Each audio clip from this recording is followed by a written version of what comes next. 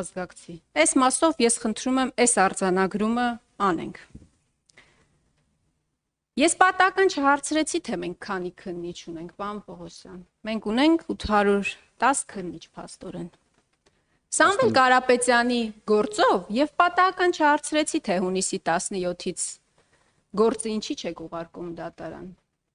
որովհետեւ 811 քննիչներից 52-ին դուք ներգրավվել եք Սամվել Կարապետյանի գործի մեջ։ 52 քննիչ եք ներգրավել եւ գործը չեք կարողանում ուղարկել դատարան։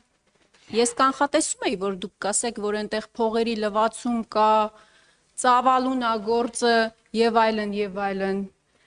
Մեր ձևով եկեղեցին պաշտպանելու հատվածը առանձին ուղարկեիք դատարան։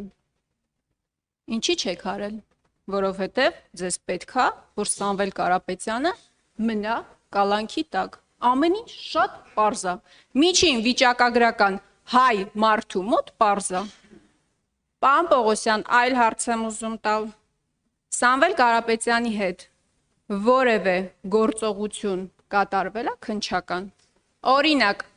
հարցաքննություն եղել է, թե չի եղել։ Առերեսում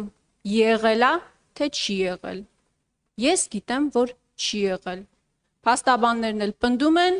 որ վատ եք աշխատում,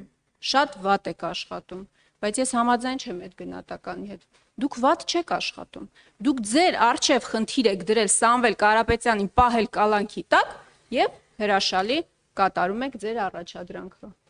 Միքայել Աճապահյանի մասով, պարոն Պողոսյան, դուք ասում եք, որ առաջին ատյանի դատարանի որոշումը չեք ցանկանում մեկնաբանել, բայց կարակ չէ մեկնաբանեիք։ Ինչի եք միջնորդում, որ Աճապահյանին անպայման խափանման միջոցը պետքա կալանքը լինի։ Առհասարակ կալանքի էս ինչ ֆետիշացում է ձեր մոտ։ Կալանքը ֆետիշ է դարձել ձեզ համար։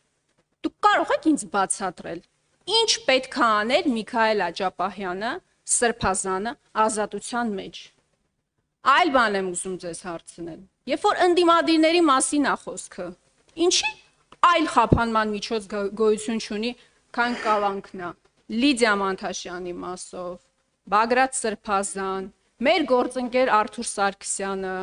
դեպետեսոր կալանավորված է։